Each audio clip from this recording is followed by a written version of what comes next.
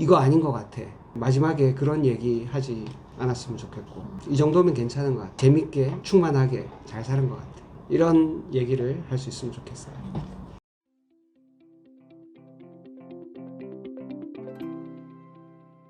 오늘은 세상 끝에 카페 마지막인데요. 세 번째 질문. 충만한 삶을 살고 있습니까? 자, 오늘 이 질문에 대해서 얘기해 줄 때 본인이 생각하는 충만한 삶이란 어떤 건가? 충만. 뭐가 막 가득 차는 것 같은데 이 가득 차는 거가 도대체 나한테는 어떤 게 충만한 삶인지 그거를 얘기하고 그 다음에 이 책을 읽은 소감을 얘기해 주시면 좋겠어요. 사람들 사이에 그 의사소통의 오류가 있을 때 보면 대부분 언어 그 자체의 개념을 서로 다르게 갖고 있어서 서로 딴 말을 하는 경우가 많아요. 특히 충만한 삶 이런 것은 사실 뭐 객관적인 기준이 있는 게 아니잖아. 내가 나름대로 정의하면 되는 거예요. 나는 뭐 일주일에 몇 번은 맛집을 가는 게 충만한 삶일 수도 있잖아. 자, 한번 돌아보겠습니다. 한껏 차서 가득함. 충만한 뜻이 한껏 차서. 그러니까 그 채우는 그 그릇이 뭔지가 중요하죠. 삶도 어디 보면 이제 평생을 두고 볼 것인지, 어느 시기를 두고 볼 것인지 그럴 수 있죠. 그냥 제 개인적으로는 그냥 소확행. 소확행. 뭐 어제나 오늘이나 오늘의 일들과 이 가운데에서 얼마나 좀 나 자신과 또 주위에 뭐 충만하다는 표현보다는 좀 해피하다는 표현이 맞지 않겠나? 해피하다. 네. 좀 해피하게 살았다고 자부할 수 있을까? 그래서 오늘도 어떻게 보면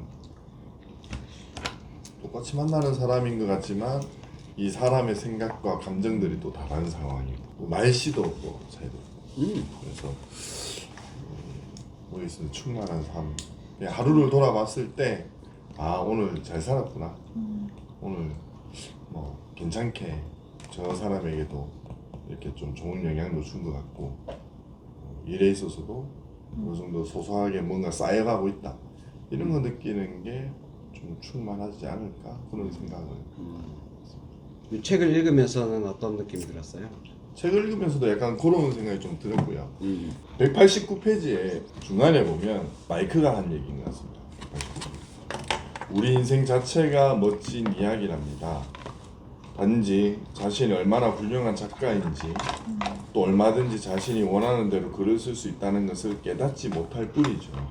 그래서 이게 뭐 남의 인생과 비교하는 그런 인생이 아니라 내가 살아온 어떤 과정 뭐 여기 중간에 보면 이제 내 모습인데 공 진짜 안 맞거든요. 공 치는 스포츠야가 이게 경기도 아니고 진짜 말 그대로 조금만 좋은 데 옮겨놓고 조금만 이렇게 해가지고 그냥 툭 치면 잘 날아가는데 그 막 어떻게든 막 그거 막 쳐보려고 막 힘쓰고 애쓰고 그러니까 이걸 굳이 이렇게 막 그래. 근데 이제 중심이 나니까 내 인생을 내가 쓰는 건데 왜 뭔가를 비교해야 되고 뭔가 또 이렇게 뭐라 그래야 되나 뭐 잘 나가는 거 못 나가는 게 기준을 정해야 되고 그래야 될까? 그래서 조금만 더 내 인생에 좀 이렇게 내가 주인이 되어서 조금만 더 이렇게 다른 시각으로 보고 그러다 보면 오히려 이 좋은 영향들을 또 줄 수도 있지 않을까. 좀 내 인생의 작가는 나다. 그래서 그러면 내가 지금 뭘 하고 있고 내가 뭐 어디에 있는지 또 죽음 앞에서 두렵지 않은 그러면서 이게 삶들이 하루하루가 쌓인 게 또 뭐 하루고 한 달이고 또 1년이고 그게 이제 큰 계획도 있어야 되지만 그래서 인생의 궁극적인 목표는 결국은 행복하려고 하는 건데 그 행복의 기준은 다를 수 있지만 저는 약간 사모님 생각이랑 비슷한 것 같아요. 소확행? 좀 약간 저는 좀 소소한 거 이런 거 좋아하거든요. 캐릭터 볼펜 모으고 막 이런 걸 되게 좀 좋아하는 그런 게 있어서 197페이지 중간쯤에 보면 세 번째 문단 쪽인 것 같아요. 큰 그림 속에서 보면 내가 지금 받고 있는 스트레스를 안고 사는 걱정거리. 성취감, 상실감 같은 것은 아주 작은 것에 지나치지 않는다. 하지만 우리는 자꾸 보잘것없는 우리의 존재 속에 의미를 찾는다. 지금까지 살아오면서 후회하는 것이 하나 있다면 그것은 좀 더 일찍 변화하려고 하지 않았다는 사실뿐이다. 저는 이거 들으면서 조금 생각이 많아지더라고요. 좀 일을 시작하려고 할 때나 좀 잡생각이 많아져요. 어떻게 하면 조금 더 잘 할 수 있을까. 그게 뭐 잡생각이야. 그렇죠. 그러니까 이게 꼬리를 무니까 이게 하기가 싫더라고요. 뭐 사소한 거를 따지면 제 PT를 다닙니다. 근데 어제도 PT 선생님한테 혼이 났어요. 운동을 왜? 너무 안 나온다고. 운동이 너무 안 나온다고. 잘하는 거 치고 너무 안 나온다고. 아, 잘하는데 하면 하면 잘하는데. 잘하는데 나오질 않는다고 맨날 혼나거든요. 그래서 저는 좀 소소한 거부터 좀 시작해 보려고 운동을 조금 자주 나가고 제가 좋아하는 카페라든지 집에서 자취하면서 저는 요리도 만들어 먹거든요. 그래서 그런 거를 조금 사가면 제가 좋아하는 충만한 삶에 조금 다가가지 않을까 그렇게 생각이 들어요. 우리 지금 두 사람 다 이제 소확행에 대한 얘기를 해가지고 제가 이제 인생의 선생님이라고 이렇게 그 얘기할 수 있는 분이 이제 김승호 선생님이에요. 얼마 전에 며칠 전에 이분이 이제 그 스노폭스 회사를 팔았어요. 일본 회사에다가. 대한민국 스노폭스만 빼고 전 세계에 있는 스노폭스를 전체적으로 다 일본 회사에다가 팔았어요. 우리 돈으로 한 8천억 정도 주고 팔았어요. 이분이 그 기업을 하신 지가 한 20년은 안 된 것 같아요. 한 15년 정도 되지 않았을까 싶은데 이분 처음 시작할 때 김밥 파는 CEO. 실제로는 이제 초밥이에요, 초밥. 그거 작은 매대에서 시작해가지고 이제 20년 됐다 치고 20년 만에 한 8천억 주고 이렇게 파는 거예요. 이분이 제일 좋아하는 거는 이제 농장에서 밥 매는 거예요. 계란 줍고 강아지들 산책 같이 하고 뭐 그런 거 좋아해요. 트랙터로 땅 가는 거 엄청 좋아합니다. 미국은 텍사스 거기 휴스턴이니까 땅이 되게 넓어. 그러면은 쫙 밭을 가는 거예요. 그거 하고 있으면 자기가 마치 그 신이 된 것 같아. 왜냐하면 자기가 길을 만들고 있으니까. 세상에 없던 길을 자기가 만들고 있으니까. 그러니까 이제 사장들 중에서 자기 제자들 중에서 좀 여유가 있는 사람들한테는 여러분이 신이 되는 방법은 트랙터를 사는 거다. 트랙터를 타고 땅을 갈고 있으면 신이 된 것 같은 느낌이 든다. 이렇게 얘기해요. 그분한테는 그런 게 소확행이죠. 근데 소확행이라는 말은 이렇게 소소한 일을 즐길 수 있다는 거예요. 근데 뒤집어서 얘기하면 그 사람은 전 세계의 프랜차이즈를 운영할 수 있는 힘이 있는 사람이에요. 그리고 이번에 이제 책을 냈더니 또 베스트셀러가 됐어. 2년 전에 그때 돈의 속성 지어가지고 그게 거의 한 100만 부 가까이 팔린 것 같아요. 얼마 전에 200쇄인가 300쇄인가 뭐 찍어가지고 기념판도 내고 책을 내기만 하면 베스트셀러야. 전 세계 프랜차이즈도 다 운영을 할 수 있어. 그리고 이번에는 이제 기업을 팔고 이제는 투자자로서, 그러니까 이제 일을 안 하는 게 아니에요. 어쩌면 더 큰 일을 하는 거죠. 투자자로서만 이제 일을 하게 되는 거니까. 그리고 투자자로서 일을 한 지가 벌써 몇 년 됐어요. 그 스노폭스 경영에서 손을 떼고 그건 다 사장단들한테 맡기고 자기가 하는 건 두 가지밖에 없대. 사장들 가르치는 거, 그거 하고 투자 결정, 그거 두 가지만 그 자기가 하고 나머지는 다 경영을 일임한 거예요. 그래서 몇 년 전부터 이미 자기의 세 번째 삶을 이렇게 준비해 왔다가 이제 원래는 상장을 하려고 했는데 영국에서 하려고 한번 하고 미국에서 한번 하려고 했는데 글로벌 경기 침체 때문에 이게 뜻대로 잘 안 됐어요. 그래서 과감하게 손 털고 이제 투자자로서 삶을 새로 시작하신 거예요. 이분한테 소확행은 되게 좋은 말인 것 같아요. 근데 이럴 수도 있어.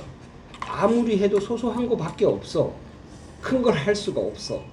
그래서 소확행을 하는 거하고는 또 달라요. 그러니까 내 삶에서 내가 큰 어떤 일을 할 수 있는데 하루하루 매번 그렇게 큰 일에서만 의미를 찾는 게 아니라 그런 큰 일을 하다가도 문득 작은 일에서 내가 만족감을 느끼는 거 이거 너무 좋은 거예요. 근데 큰 일을 전혀 상상해 볼 수가 없어. 매일 그 일밖에 없어. 그러면 그 소확행이 정말 소확행인지에 대해서는 한번 생각해 볼 필요가 있어요. 소확행이라는 단어가 처음 나온 게 무라카미 하루키가 쓴 책에 그런 얘기가 나와요. 무라카미 하루키는 뭐 일본의 국민적인 작가고 전 세계적으로도 이름난 작가죠. 근데 그런 사람이 어느 날 외출하려고 자기 그 옷장을 딱 열어보니까 속옷이랑 양말이랑 이런 것들이 가지런하게 이렇게 놓여 있는 거야. 그것 보고 너무 기분이 좋아졌다는 거야. 그냥 뭐 명품 브랜드가 있어서 기분이 좋은 게 아니고 햇볕에 잘 말려진 속옷이랑 양말이 가지런히 놓여 있는 것 보고 너무 기분이 좋아졌다는 거예요. 그거 되게 의미 있는 거죠. 그런데 우리가 여기에만 우리가 맨날 저기 속옷 양말 잘 갖춰져 있다고 그것만 보고 매일 있으면 매일 기분이 좋아지는 게 아니잖아. 우리가 때로는 정말 세상을 바꿀 만한 어떤 세상에 충격을 줄 만한 그게 큰 세상이 아니어도 내가 늘 오늘 접하는 사람들한테 정말 큰 가치가 있는 어떤 일을 만약에 같으면 근전도를 하면서 불편하잖아 환자들은. 네, 근데 그 불편함을 내가 따뜻한 말 한마디로 그리고 그 환자분한테 친절하게 설명함으로써 그 환자분이 그 불편함을 그렇게 불편하지 않게 느끼고 검사를 잘 받고 치료를 잘 받게 하는 첫 단추가 됐어. 그거 되게 의미가 있잖아. 더 나아가면 이런 일을 더 발전시키면 내가 굉장히 좋은 일을 할 수가 있다고. 이게 쌓이는 거예요. 어느 순간에는. 근데 이게 개념이 없는 사람도 있어. 그냥 일이니까 그냥 하는 사람이 있다고. 내가 이틀 전에 저기 맨발 산책하기 위해서 이제 앞산에 갔어요. 산에 한번 올라갔다가 맨발로 이렇게 다시 내려오는 길인데 그날 유치원 버스들이 되게 많이 왔더라고. 앞산에 막 4살, 5살 된 요 꼬마들이 막 둘이 손잡고 쭉 줄 서가지고 앞산 이렇게 산책을 하는데 애들은 너무 이뻐, 귀여워. 그런데 맨 앞에서 인솔하는 유치원 선생님 표정을 봤는데 힘들어한 표정으로 터덜터덜 카메라 이렇게 하나 메고 터덜터덜 걷는 거야. 근데 그거 보면서 좀 마음이 너무 안타깝더라고. 애들은 막 제잘거리고 막 이렇게 하는데 선생님은 아무 표정 없이 그냥 일이야 일. 다 그런 건 아닌데 그런 팀이 있었어. 내가 앉아서 그걸 보고 있다가 참 저 선생님은 이 좋은 날씨에 이 좋은 곳에 와가지고도 아무런 감흥이 없구나. 그러니까 저는 충만한 삶이 느낌이 풍부한 삶이라고 생각해요. 아무 느낌 없이 그냥 하니까 하는 거 그거는 별로 충만한 삶인 것 같지가 않아. 내가 똑같은 일을 해도 환자 눈을 마주치면서 환자한테 어떤 느낌을 내가 전달하고 또 나도 그 환자가 힘들어하거나 또는 치료를 잘 받아서 너무 만족해하거나 그 환자의 느낌에 집중하고 또 나도 그 느낌을 그대로 공감하는 거. 난 이런 게 충만한 삶이라고 난 개인적으로는 그렇게 생각해요. 그래서 느낌이 사라질 때 우리 충만한 삶도 사라진다. 작은 것에도 느낌이 풍부할 수 있다면 그 애들은 그 모든 게 전부 다 너무 재밌는 거야. 내가 그때 맨발로 앉아 있으니까 저 아저씨 신발 벗었다 막. 사실은 신발을 신고 있는 게 더 이상한 건데 원래 맨발이 훨씬 더 좋은데 애들은 어쨌든 막 그런 게 다 신기한 거예요. 내가 저기 맨발로 있는 것도 신기하고 벌레들이 막 날아다니는 것도 신기하고 다 신기하고 재밌는 일들이에요. 우리가 호기심을 가지고 느낌이 충만한 삶, 그러니까 느끼려고 마음을 먹어야 돼. 요새는 막 기계적으로 그냥 하라고 하고 막 정신없이 하는 게 워낙 많다 보니까 이런 세상에서도 우리 느낌이 충만한 그런 삶을 살면 난 그거 좋은 삶이라고 생각해.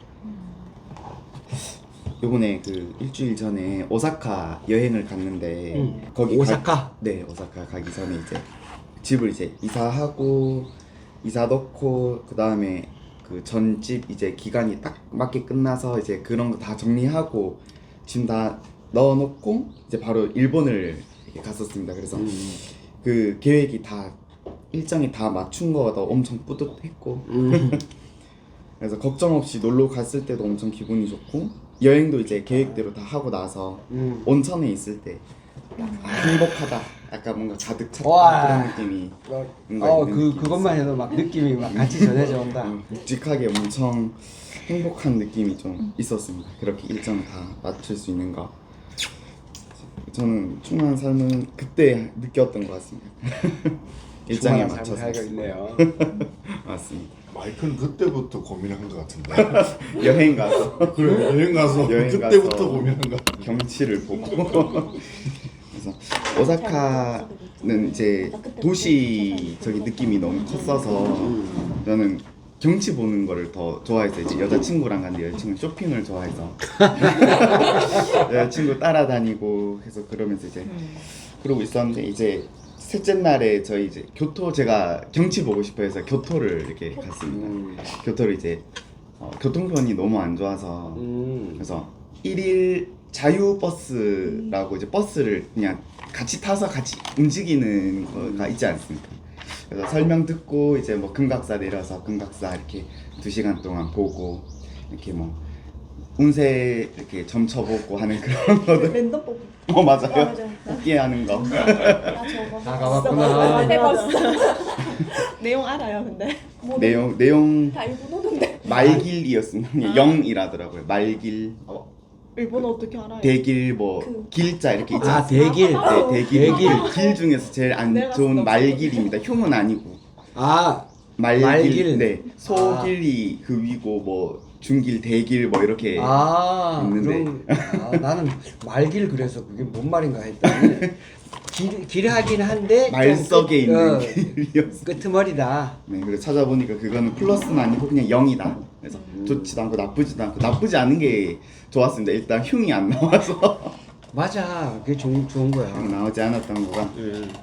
흉 나와도 어차피 거기서는 뭐 근심 걱정을 묶어두고 가라라고 해서 이렇게 묶고 갑니다 사람들이. 아, 진짜? 그래서 다 좋은 거밖에 없습니다.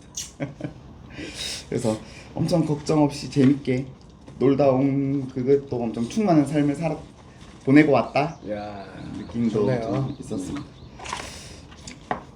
그리고 여기서 내용들이 이제 막 열정이 많은 사람들이 뭐 일을 많이 잘하고 이제 걱정이 없고 하는 거 보면 아 나도 저렇게 내가 좋아하는 거를 지치지 않고 열심히 할 수 있는 그런 거를 빨리 얻고 싶다 그런 느낌을 가지고 싶다. 지친다는 거는 아직 그만큼 열정이 덜 따라가기도 해가지고 그런 느낌이 좀 있고 여기 좀 신기했습니다. 돈의 관점에서 일을 하는 목적이 만족을 추구하는 것과 연관이 있다는 얘기가 나왔었지요 라고 이렇게 말하는 걸 보면 만족을 위해서 일을 하는데 이제 반대로 이제 돈을 위해서 이제 일을 하는 걸로 또 되지 않습니까? 그래서 돈을 계속 쫓겨가는 느낌이 있는 것 같기도 하고 근데 어떻게 저거를 안 쫓기고 열정적으로만 잘 살면서 그런 돈의 중요함을 잘 안 가지고 돈을 좀 덜 쫓을 수 있을까? 좀 신기했습니다. 돈을 덜 쫓을 수 있을까? 그러니까 좀 약간 저희가 스트레스를 풀려고 돈을 막 쓰고 그러지 않습니까? 근데 여기서는 이제 일을 하는 존재 이유를 충족시켜 줄 수 있는 일을 하면서 산다면 돈이란 것이 지금만큼 중요하게 여겨지지 않을 거라는 얘기지요 라고 말했을 때 그게 좀 신기했습니다. 그게 어떻게 저렇게 생각을 할 수 있을까? 그래서 그런 거를 좀 찾아보고 싶다? 나도 저런 걸 한번 느껴보고 싶은 좀 느낌이 있었습니다. 돈의 새로운 관점 저는 여기까지인가? 여기까지. 곰곰이 생각해보니까 충만한 삶은 저한테는 제가 만족했던 삶이라고 생각하는데 그게 여유로운 아침과 여유롭게 일어나가지고 아침 챙겨 먹고 출근하고 그다음에 회사 일하고 그다음에 집에 왔을 때 또 저녁을 먹고 씻고 그다음에 이제 여가 생활을 하는 게 저한테는 충만한 삶인 것 같아요. 특히 아침에는 늦잠도 자서 막 부랴부랴 준비해서 가는데 특히 아침에 일어나서 아침밥 챙겨 먹고 좀 여유롭게 출근할 때가 제일 저한테는 충만한 삶이고 그리고 또 아침에 한때 아침 수영하고 뭐 이럴 때가 좀 뿌듯했는 것 같아요. 그날 하루는 뭐 힘들 수 있는데 뭔가 아침 일어나서 해냈다는 그거가 저는 좋아하는 것 같아요. 그리고 또 그리고 한 번씩 이제 고향집에 가는데 제가 약간 루틴 같은 게 있는데 집에 오토바이가 있는데 오토바이 타고 시골길 이렇게 그거 완전 좋다. 라이브 하는데 예. 근데 겨울엔 좀 춥긴 한데 여름 이제 봄부터 해서 가을까지는 그 오토바이 타면서 이제 산길 숲길 가잖아요. 그럼 거기 구간마다 숲의 향이 느껴져요. 그때 너무 좋은 것 같아요. 도시에서는 맡아볼 수 없는 그런 향들이랑 항상 그곳에 그렇게 오토바이 타고 갈 때면은 뭐 힘들었던 일도 다 잊게버리고 그냥 좋아하는 것 같아요. 저는. 저한테는 그게 충만한 삶인 것 같아요. 좋은 오토바이네. 아니요. 나는 오토바이 탈 때 배달료. 오토바이에 나오는 그 냄새가 나머지 냄새를 향이 오토바이에서 나오는 그 뭐죠? 엔진 타고 아, 그 매연. 매연. 예. 아 그런 거를 다. 네. 요새는 전기 오토바이도 있지 않나? 네, 뭐 있죠. 네. 자전거를 탔지. 네. 그리고 뭐 자전거 힘들잖아. 일적으로 생각하면은 저는 영상을 만든 사람이고 또 영상은 또 그 사람의 반응을 보는 거라고 생각을 하는데 제가 영상을 이렇게 막 이렇게 구상하고 무에서 유를 창조한 것 같은데 영상을 만들고 제일 보람 찼을 때는 제 영상을 보고 좋아하고 행복했던 그 사람들 반응이 저는 좋더라고요. 그래서 제가 영상을 만들어서 그 만든 사람이 봤을 때 행복하고 기분 좋고 웃고 하는 게 저는 좀 보람찬 삶인 것 같아요. 그리고 또 이 책을 보면서 느낀 거는 172쪽이요. 내 존재 목적에 대한 관심은 역시 나만 갖고 있는 거죠 하면서 내 운명을 다른 사람이나 다른 존재가 멋대로 좌지우지하게 내버려 두는 것은 안 된다고. 그래서 내 삶을 내가 선택하는 거라. 몇 페이지라고? 172페이지요. 네, 오늘 구절이 이 페이지가 제일 마음에 들었는 것 같아요.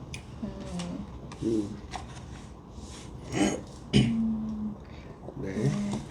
네. 이거네. 인생을 스스로 만들어가는 거라고. 옆에 아무리 뭔 말 해도 내가 뚝심 있게 나의 길을 이렇게 찾아가면은 내 길을 만들지 않나라는 생각도 들고 요즘에는 뭐 어떤 상황 때문에 주변에 좀 말로 좀 흔들리는 경우가 있는데 뚝심을 가지고 이렇게 생활하면은 괜찮은 것 같아요.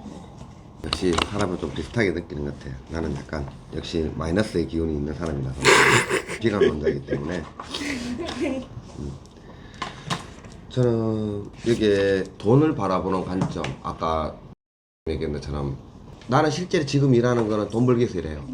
개인적인 목표는 이제 경제적 독립을 하겠다. 그래서 돈의 구에서 좀 벗어나고 싶은. 근데 이거는 좀 달라요, 사람마다. 왜냐면 이제 500만 원을 원하는 나, 5천만 원을 원하는, 1억을 원하는, 200만 원을 원하는 금액이 다르거든. 근데 사람이 욕심이 생기기 때문에 보통 일반적으로 얘기할 때는 돈의 끝은 없다고 얘기해요. 왜냐면 이제 아반떼 타다 보면 소나타가 보이고, 소나타 타다 보면 그랜저가 보이고, 그랜저를 타다 보면 제네시스가 보이고, 이거 같으면 벤츠가 보인다. 그렇게 욕심을 내거든.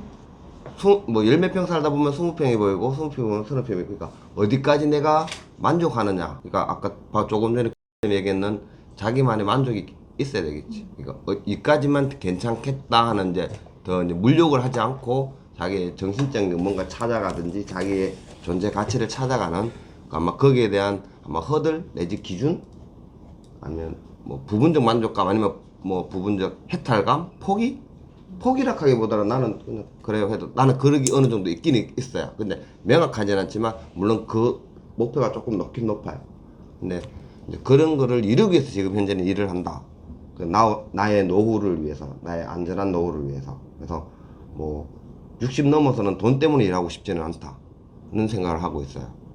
그런 목표는 그렇게 둡니다. 그래서 제가 바라보는 돈의 관점, 지금은 돈을 벌기 위해서 일은 하나, 이제 내가 살기 위해서, 그러니까 의식주를 기준으로 했을 때 먹고 살기 위해서 돈을 벌고 싶지는 않다. 나의 노후에는 뭐 그런 개념을 두고. 제가 좋아하는 얘기 중에 하나는, 저는 약간 심플리스트이기도 하거든요. 물건 살 때 정말 좀 고민을 좀 해요. 과연 필요할까? 내가 다음에도 이거 쓸까? 내가 오래 쓸 수 있을까? 네, 이런 걸 좀 고민 좀 하는 사람인데, 우리 150페이지 보시면 이거 있어요. 내가 탈출할 필요가 없거나 스트레스 해소를 해야 할 필요가 없다면 지금 내가 소유한 물건 중 내가 진정 필요한 것이 얼마나 되겠는가? 열심히 일했으니까 내한테 만족 주기 위해서 내가 나에게 선물을 한다. 그 뭐 예를 들면 노트북 중고나 뭐 근데 좀 싼 거 사도 될 건데 어차피 노트북 거 오락할 거라는데 굳이 애플 거를 사야 될까?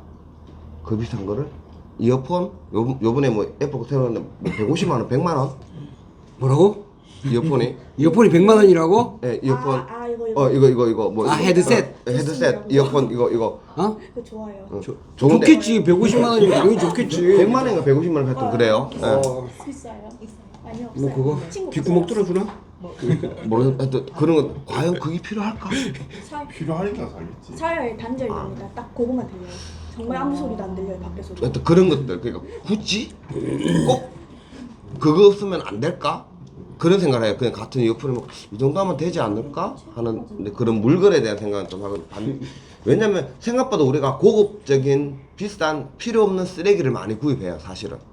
뭐 그렇게 필요한 사람도 있긴 하겠지만 만두 필요한 사람이 있긴 있겠죠. 뭐 근데 대부분의 물건들은 그렇거든. 나중에 뭐 상덕쌤도 얼마 전에 이사해 봤으니까 알 거야. 생각보다 버릴 게 많거든.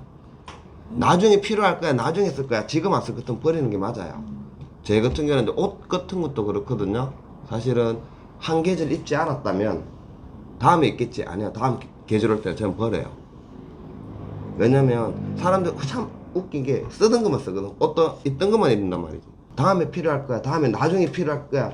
나중에 그때 다시 사면 돼요. 창고에 쓰레기를 모을 필요는 없다. 라는 저는 개념. 그러니까 이게 이제 전형적인 심플리스트들의 좀 개념들인데 나중에 거의 안 써요 사실은.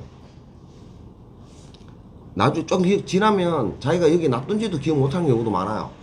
그러면 이미 쓰레기가 됐다는 거거든.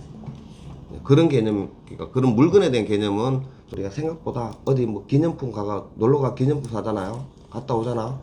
그것도 생각보다 쓰레기야. 그때 살 때만 자기의 만족이지 보면 그거 안 쓰거든. 기념품 보면 그 추억을 추억. 되새기는 그것도 뭐 그런 사람도 있겠고. 그거 하겠지. 근데 사실은 혼자 내고 된다고 해서 대부분 다 다른 근데 사람들도 그렇게 생각 하진 안 하고. 않거든. 대부분 보면 그러니까 추억 되새기고 오진 않아요. 어디 창고 박힐 거는 기티 박혀 있지. 먼지만 쌓여 있지. 난 되새겨봐. 그러니까 다시 가고 사람마다 싶은 다르지. 다시 가고 싶은 곳이 있다면 그게 할 수는 있지만 멈춰 있는 정동진에서 산 시계 조그만한 거 있어.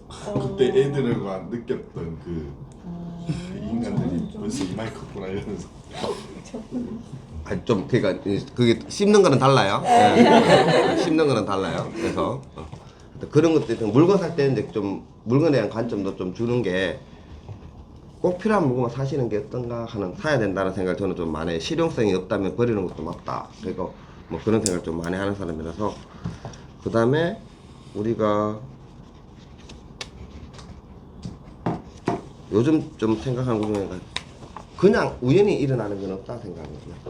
인가가 있든지 아니면 그런 거를 이루기 위해서 아니면 정말 많은 노력을 했다든지 사람이 정말 간절히 원하는 사람에게는 간절히 원했다는 열정도 되겠죠. 열심히 하면 하늘이 길을 열어준다라는 얘기도 해요. 근데 그게 전혀 아니란 얘기는 못 하겠죠. 뭐 그 길이 보인다고 얘기도 못 하겠는데 근데 정말 열심히 하다 보면 그런 류의 그 방향성을 가지고 열심히 열정을 가지고 하다 보면 분명히 막히는 길 같은 데도 뭔가 모르게 열리거든. 도와주는 사람이 생기기도 하고 아니면 갑자기 아이디어가 생기기도 하고 물론 안 보일 때도 있어요 사실은. 근데 열리기도 하니까 그러하더라. 근데 그게 전혀 아니라고 얘기는 못 하겠더라. 사실 그런 것도 요즘 옆에서 좀 보는 경우도 좀 있어서 열심히 하면 진짜 길을 열어주지 않을까 하는 생각을 많이 합니다. 그래서 지레 포기하지 말고 조금씩이라도 움직이다 보면 되지 않을까? 저 바다에 있는 저 자갈들이나 모래들도 처음에는 분명히 컸을 건데 아마 세월이 마모가 돼서 저렇게 작아졌을 건데 하루하루를 그냥 보내는 것보다 하루하루를 내가 잘 썼느냐 사용했느냐 고민해 보시는 것도 좋을 것 같습니다. 이상입니다. 오늘 마무리하겠습니다. 우리 쌤 얘기했던 그 172페이지 보면서 저도 이거는 방금 생각이 든 거예요. 저는 그 단락에 밑줄이 안 돼 있고 그 위에 그 단락에 저기 밑줄이 꺼져 있는데 해준 그 단락도 되게 좋은 것 같아요. 내 운명을 다른 사람이나 다른 존재가 멋대로 좌지우지하게 내버려 두어서는 안 됩니다. 내 운명은 내가 결정을 하겠다는 거죠. 자, 그런데 나는 여기서 내 운명을 다른 사람이 좌지우지하면 안 된다는 거잖아. 그런데 나라고 할 때 이거 예전에 얘기한 적이 있는데, 나라고 할 때 나도 여럿이라는 거예요. 내가 한 사람이 아니에요. 이거 심리학에서는 실제로 밝혀진 얘기예요. 크게 보면 세 가지: 경험자, 기억자, 배경자, 이렇게 내 속에는 세 가지 자아가 있어요. 실제로 서로 작동하는 방식이 완전히 다릅니다. 경험자는 주로 자기 몸하고 관계가 되는 거예요. 그 종교적으로 얘기하면 육체. 그러니까 경험자는 좋은 경험이 많으면 좋다라고 생각하는 거예요. 예를 들어서 맛있는 초콜릿 먹으면 그냥 좋아요. 이거 경험자가 좋아하는 거죠. 그러니까 경험자는 대부분 충동, 욕구 이런 것들이 만족이 되면, 그런 게 채워지면 좋아하는 게 경험자예요. 두 번째, 기억자는 말 그대로 좋은 기억이 있으면 좋아해요. 예를 들어서 이게 경험자하고 일치하는 경우도 있지만 다른 경우도 많습니다. 실제로는 자기 경험으로는 굉장히 불편했는데도 불구하고 굉장히 어떤 여행지에 가가지고 뜻대로 안 돼가지고 굉장히 고생했는데 뒤돌아보니까 그걸 되게 뿌듯하고 기분 좋게 느끼는 경우도 있어요. 그 고생했던 기억이. 그러니까 실제로 경험자는 불편했는데 기억자 속에는 그게 되게 의미 있었다라고 기억을 하는 거죠. 대표적으로 운동하는 사람들 그런 거예요. 새가 빠지게 고생해가지고 막 너무 힘든데, 너무 힘들고 그런데 마라톤 하는 사람들, 아마추어들은 막 좋은 기록이 안 나왔어도 자기가 했다는 그거 자체 때문에 되게 좋아하잖아요. 그런 거는 이제 좋은 기억이죠. 좋은 기억. 마지막으로 이제 배경자는 경험자나 기억자의 그런, 경험자가 기억자에 영향을 미치고, 기억자는 주로 이제 생각을 통해 가지고 경험자를 통제합니다. 경험자와 기억자가 만났을 때는 대부분 기억자가 압도적인 힘으로 경험자를 좌우해요. 실제로 경험이 안 좋더라도, 예를 들어서 늘 친한 친구가 있는데 그 친구하고 싸웠어. 그래가지고 엄청 내가 화를 냈어. 근데 지나고 보니까 그보다 더 친한 친구도 없어, 사실은. 그래서 시간이 지나고 나니까 뭔가 좀 미안해지는 거예요.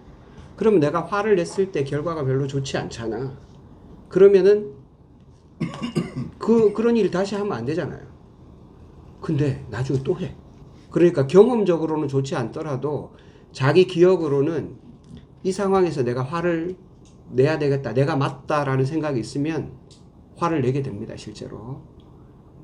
그러면은 기억자가 경험자를 이렇게 통제하다 보면 뭔가 충만한 삶이 잘 안 돼요. 삶이 다 막 어긋나, 막 결이 어긋나. 결혼한 사람들은 다 알죠?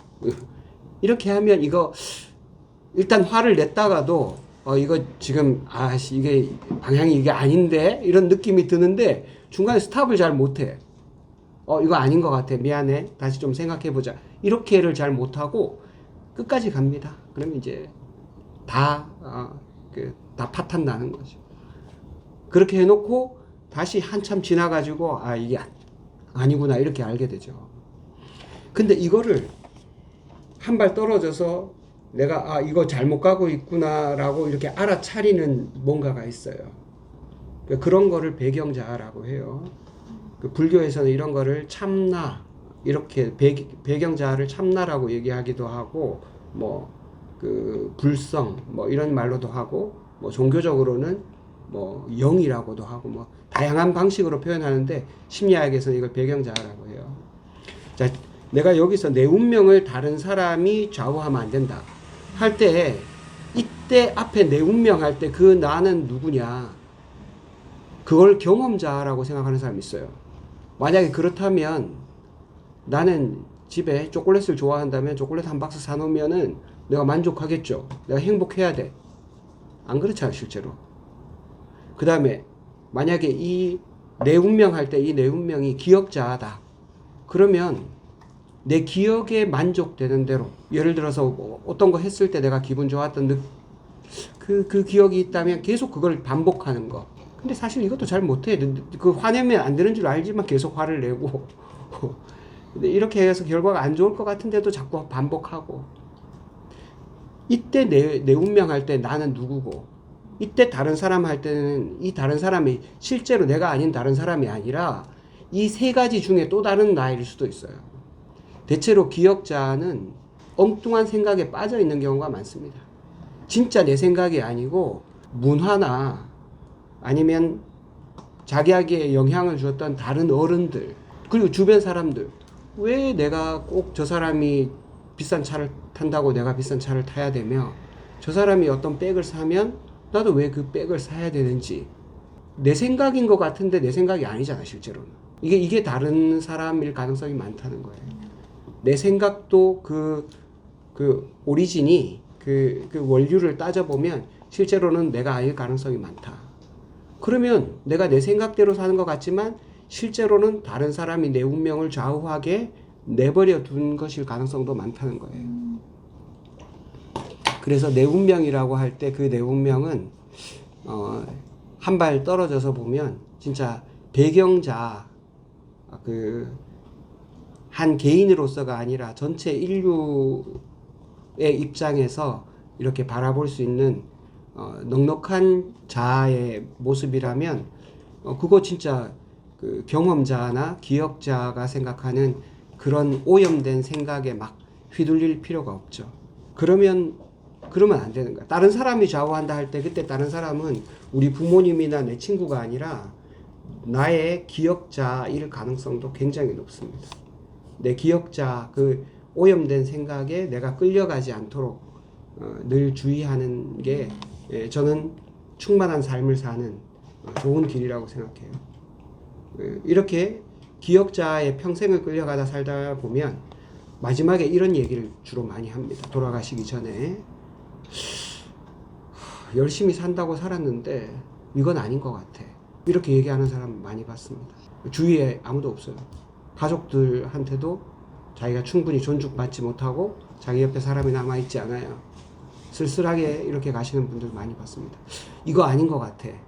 마지막에 그런 얘기 하지 않았으면 좋겠고, 이 정도면 괜찮은 것 같아.